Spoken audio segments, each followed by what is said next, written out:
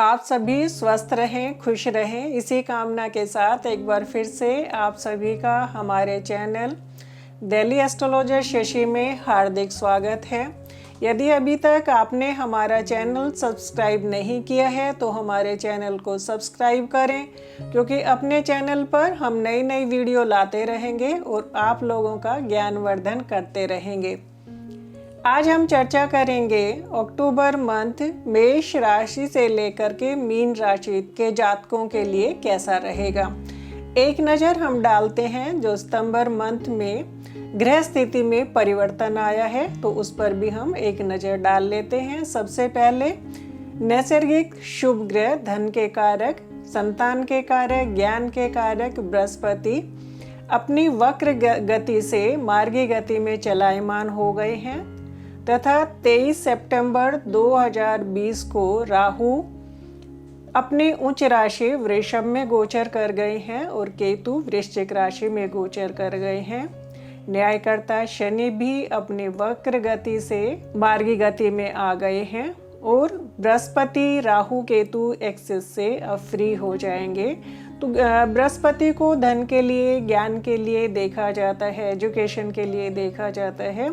बृहस्पति का राहु केतु की एक्सेस में आने के कारण बच्चों की एजुकेशन भी जो एक तरीके से डिस्टर्ब हो गई थी, वैसे ऑनलाइन उनकी पढ़ाई जारी थी, लेकिन कहीं ना कहीं जिस तरीके से एक अच्छी एजुकेशन उनको मिल पा रही थी, फेस टू फेस स्कूल में जाकर के टीचर से कांटेक्ट हो पा रहा था, तो कहीं ना कहीं वो नहीं हो पा रहा था। अब जैसे ही 23 सितंबर को राहु का राशि परिवर्तन होने के कारण ज्ञान के कारक बृहस्पति भी राहु केतु की एक्सेस से बाहर निकल जाएंगे और स्कूल फिर से शुरू हो जाएंगे। न्यायकर्ता शनि भी कहीं ना कहीं इतने सारे, क्योंकि पृथ्वी तत्व में स्थित है, प्रकृति के कारक है और प्रकृति के कारक होने के कारण कहीं ना कहीं बाढ़ का और ये सब महामारी का जो एक कारण हो रहा था, क्योंकि न्यायकर्ता होने के कारण मानव से जो इतनी गड़बड़ियाँ करते हैं, जो इस प्रकार के वन को काट रहे हैं, पेड़ों को काट रहे हैं, जिसके कारण जलवायु और प्रकृति को जो डिस्टर्ब कर रहे हैं, तो कहीं ना कहीं ये मानव को एक सबक सिखाने के उसमें इतनी सारी विपदाएं दी है और कहीं ना कहीं बैलेंस बनाते हुए फिर से अपनी राशि में स्थित हो गए हैं और डायरेक्ट हो गए हैं। जब भी ग्रह स्थिति चेंज होती है तो मानव जीवन पर यदि अच्छा चेंज आता है तो अच्छा प्रभाव पड़ता है, और यदि अच्छा चेंज नहीं जाता है तो कहीं ना कहीं उसके हमें दुष्परिणाम भी भुगतने पड़ते हैं। तो अभी जो चेंज गया है वो मानव जीवन के लिए अच्छा चेंज है, क्योंकि बृहस्पति को जीव का कारक भी माना जाता है। तो इस समय पर जो कोविड-19 के कारण बहुत लोगों की मृत्यु हुई है और उन सब से भी अब छुटकारा मिलना शुरू हो जाएगा। और कहीं ना कहीं जो लोगों की नौकरियां छूट गई थी, जिन लोगों की शादी डिसाइड हो गई थी, बैंकेट बुक हो गए थे लेकिन शादी कैंसिल हो गई थी, तो वो सभी उत्सव फिर से शुरू हो जाएंगे। तो आइए आज हम चर्चा करते हैं कि अक्टूबर मंथ कैसा रहेगा। आइए अब चर्चा करते हैं सिंह राशि वालों के लिए अक्टूबर मंथ कैसा रहेगा। एक नज़र डालते हैं ग्रह स्थिति पर। आपके राशि भाव में शुक्र स्थित है, दूसरे भाव में सूर्य, तीसरे भाव में बुध, चौथे भाव में केतु, पांचवें भाव में बृहस्पति, छठे भाव में शनि, आठवें भाव में चंद्रमा, नवें भाव में मंगल, 10वें भाव में राहु स्थित है। तो सबसे पहले एक नज़र डालेंगे आपका ये मंथ हेल्थ के लिए कैसा रहेगा। जब भी हम हेल्थ की बात करते हैं तो यदि लग्न में शुभ ग्रह स्थित हो या लग्न शुभ ग्रह से दृष्ट हो या शुभ कत्री में हो तो हेल्थ के लिए हमें टेंशन लेने की आवश्यकता नहीं होती है।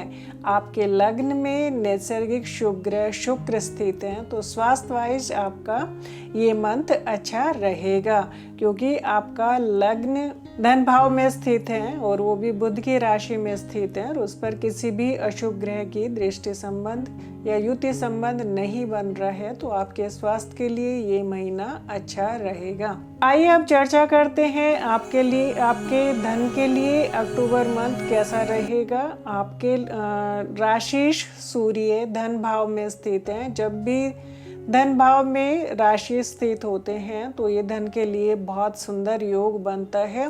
और आपके 5वें भाव में स्थित होकर के बृहस्पति अपनी ही राशि में स्थित है, आपके 11वें भाव को देख रहे हैं और आपके 9वें भाव को देख रहे हैं। तो इस प्रकार से जब भी दूसरे, 11वें, 9वें, 12वें भाव का संबंध बन जाता है तो बहुत सुंदर धन योग बनता है। तो अक्टूबर मंथ आपके धन के लिए बहुत ही सुंदर योग बना रहा है, क्योंकि आपके कर्म भाव में उच्च के राहु स्थित होकर के आपके धन भाव को भी देख रहे हैं। तो जब धन भाव हमारा बली हो जाता है, क्योंकि राशिश भी वहीं पर स्थित है, कर्म भाव से आपके उच्च के राहु देख रहे हैं और आपका 5वां भाव में अपनी ही राशि में बृहस्पति स्थित होकर के आपके लाभ भाव को देख रहे हैं, आपके भाग्य भाव को देख रहे हैं। तो इस प्रकार के जब भी योग बनते हैं तो ये महाधन योग बन जाता है। तो धन के लिए आप निश्चिंत रहें, ये महीना आपके धन के लिए बहुत ही अच्छा रहने वाला है। आइए अब चर्चा करते हैं एजुकेशन के लिए। एजुकेशन के लिए सिंह राशि वालों के लिए अक्टूबर मंथ बहुत ही उत्तम रहने वाला है, क्योंकि नैसर्गिक ज्ञान के कारक नैसर्गिक शुभ ग्रह बृहस्पति अपनी ही राशि में स्थित है, आपके 5वें भाव में स्थित है। एजुकेशन के लिए, हायर एजुकेशन के लिए 5वां घर देखा जाता है और ज्ञान के लिए बृहस्पति को देखा जाता है, हायर स्टडी के लिए बृहस्पति को देखा जाता है। तो इस समय पर बृहस्पति आपके 5वें घर में स्थित होकर के आपका भाग्य का भी साथ मिल रहा है। ये है कि भाग्येश आपके 4 अक्टूबर को 12वें घर में अपने से 12वें यानी कि आपके 8वें घर में स्थित हो जाएंगे। तो भाग्य का जितना साथ मिलना चाहिए थोड़ी सी कमी हो जाती है। वैसे अपने मित्र राशि में ही हैं तो कोई ज़्यादा इसको हम नेगेटिव भी नहीं ले सकते, बट वक्र गति में चलायमान है तो गुस्से पर थोड़ा सा कंट्रोल रखें, जल्दबाजी से बचें, क्योंकि मंगल ब्लड के कारक होते हैं, गुस्से के कारक होते हैं और जल्दबाजी के कारक होते हैं। तो पेशेंस रख करके चलिएगा। अन्यथा आपकी एजुकेशन के लिए ये मंथ बहुत अच्छा रहेगा, क्योंकि पिछले काफ़ी समय से बृहस्पति राहु केतु की एक्सेस में चल रहे थे, वक्री चल रहे थे। तो कहीं ना कहीं स्टूडेंट की पढ़ाई भी डिस्टर्ब हो रही थी और पढ़ाई में इतना माइंड भी कॉन्सेंट्रेट नहीं हो पा रहा था। तो उन सब चीज़ों से छुटकारा मिल गया है और यदि आप अपनी पढ़ाई में माइंड कॉन्सेंट्रेट करना चाहेंगे तो बृहस्पति आपको हेल्प करेंगे। जब भी हमारा गोचर अच्छा होता है तो हमारी स्थिति भी उसी प्रकार से बन जाती है, मनस्थिति भी उसी प्रकार से बन जाती है और हमारा माइंड भी कॉन्सेंट्रेट होना शुरू हो जाता है, क्योंकि 5वें भाव से बृहस्पति आपके राशि भाव को भी देख रहे हैं। तो एजुकेशन के लिए ये मंथ बहुत सुंदर है। आइए अब चर्चा करते हैं करियर के लिए। सबसे पहले देख लेते हैं नौकरी के लिए ये मंथ कैसा है। आपके कर्म स्थान में यानी कि 10वें घर में उच्च के राहु स्थित हैं। उच्च के राहु आपके 2nd हाउस धन भाव से संबंध बना रहे हैं और जब भी हमारा 10वां भाव बली हो जाता है तो नौकरी के लिए वह समय काफ़ी अच्छे रिजल्ट देने वाला रहता है और उच्च के राहु वैसे भी आपके अच्छे ही रिजल्ट देने वाले रहेंगे। तो नौकरी के लिए ये समय अच्छा है। यदि किसी जातक की नौकरी छूट गई थी या नौकरी चेंज करना चाह रहे हैं, क्योंकि 5वें घर को चेंज के लिए भी देखा जाता है और जब भी 5वां घर हमारा बली होता है तो ये हमें अपने नौकरी में अच्छा चेंज दिलाता है। तो यदि आप अपनी नौकरी चेंज करना चाह रहे हैं तो ये समय आपके लिए उचित रहेगा। आइए एक नज़र डालते हैं आपके बिजनेस के लिए। बिजनेस के लिए 7वां घर देखा जाता है। 7वें भाव के स्वामी शनि अपने से 12वें भाव में है, लेकिन अपनी ही राशि में स्थित है। तो काम के लिए यह समय कोई बुरा नहीं कह सकते। थोड़ा सा कंपटीशन रहेगा, कंपटीशन के लिए तैयार रहें। वैसे आपका इस समय पर आपके मैनेजमेंट बहुत अच्छा रहेगा, क्योंकि बृहस्पति को मैनेजमेंट के लिए भी देखा जाता है और जब हमारे बृहस्पति खास करके 5वें ही घर में स्थित हो तो 5वें घर को योजना के लिए भी देखा जाता है, इमोशन के लिए देखा जाता है। तो इस समय पर हमारा ये समय हम जो भी योजना बनाएंगे तो उससे हमें परिणाम अच्छा ही मिलेगा, क्योंकि बृहस्पति आपके 11वें भाव को भी देख रहे हैं और 11वां भाव हमारे लाभ के लिए होता है।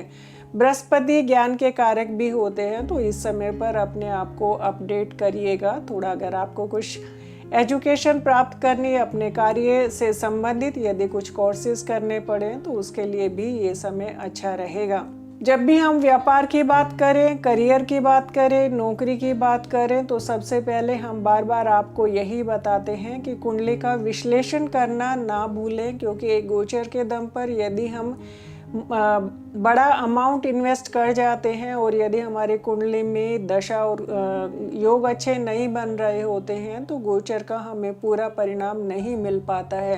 क्योंकि जब भी हम गोचर की बात करते हैं तो गोचर अपना 20 to 25% काम करता है और 20 to 25% काम करने के लिए गोचर आपका फेवरेबल है। और यदि आप अपना कोई नया कोई भी डिसीजन, कोई भी चेंज करना चाह रहे हैं, चाहे वो करियर में हो, चाहे वो नौकरी में हो या एजुकेशन के लिए बाहर जाना चाह रहे हैं, तो एक बार कुंडली का विश्लेषण हमें अवश्य कर लेना चाहिए।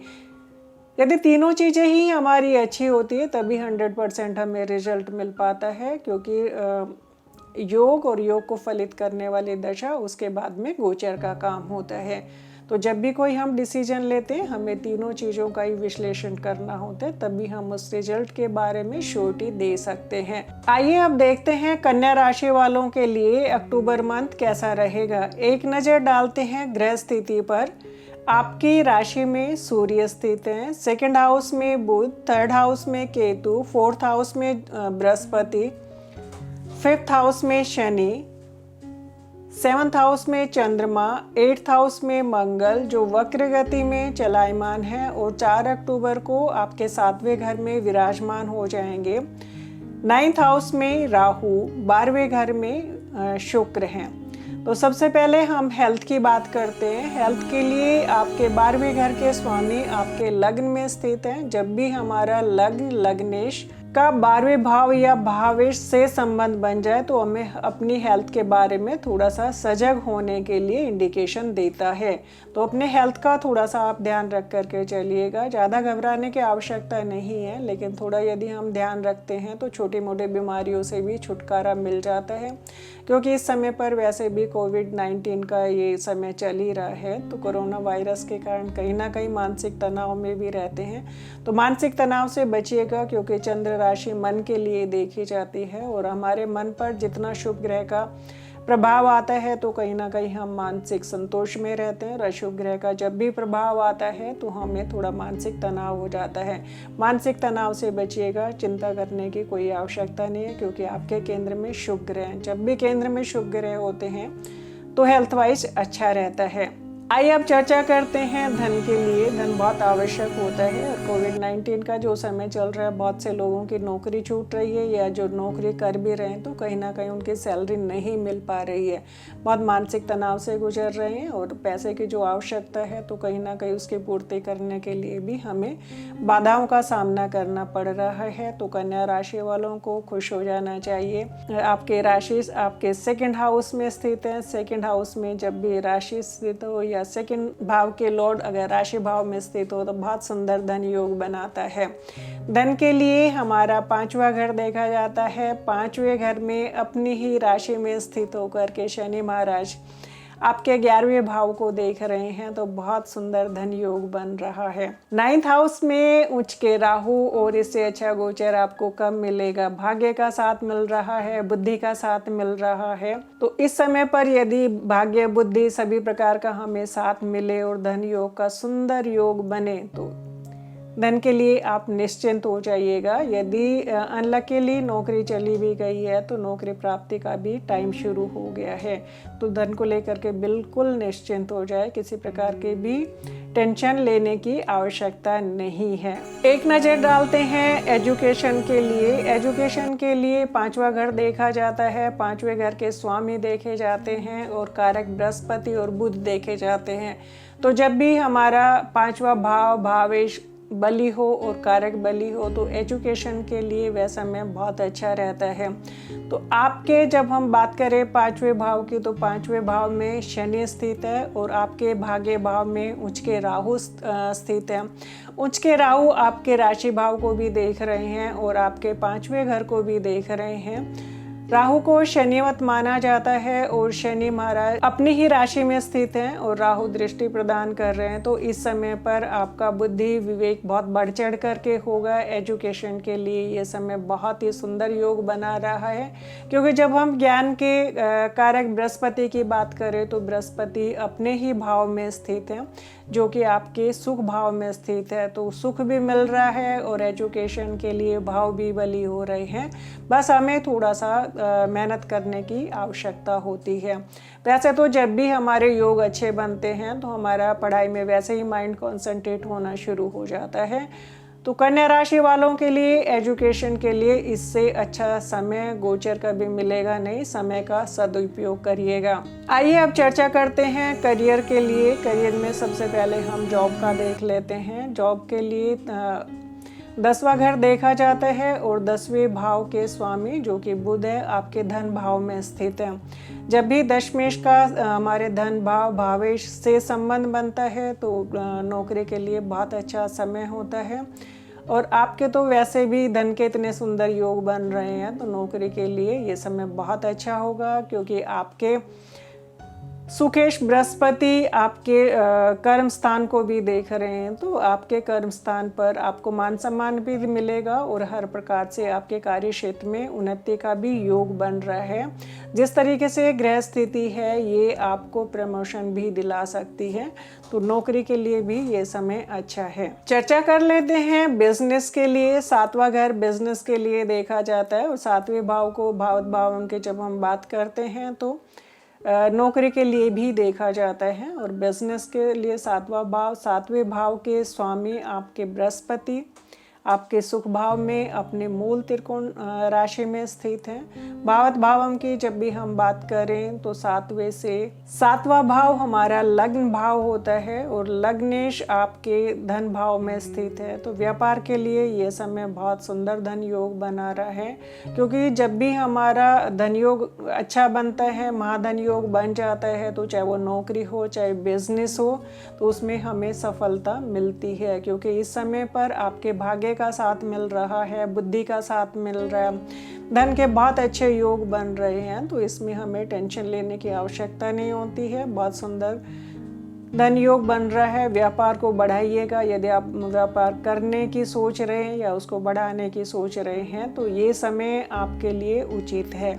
जब भी ग्रह स्थिति अच्छी होती है और उस समय पर यदि हम उसका पूरा फायदा उठाते हैं तो ये हमारे कहीं ना कहीं फ्यूचर में हमें एक अच्छा परिणाम देने वाला वो समय रहता है। तो समय का सदुपयोग करिएगा, अच्छे आप अपने प्लानिंग करिएगा, क्योंकि 5वां भाव योजना के लिए भी देखा जाता है और शनि महाराज अपनी ही राशि में स्थित होकर के बुद्धि का तेज बढ़ा रहे हैं और आपके कहीं ना कहीं धन भाव को भी लाभ भाव को भी देख रहे हैं और धन भाव को भी देख रहे हैं। धन भाव में शनि महाराज की अपनी उच्च राशि स्थित है, तो आपके राशि वहाँ स्थित है और इतना सुंदर धन योग बन रहा है। तो इससे ज़्यादा फिर हमें लाइफ में क्या चाहिए।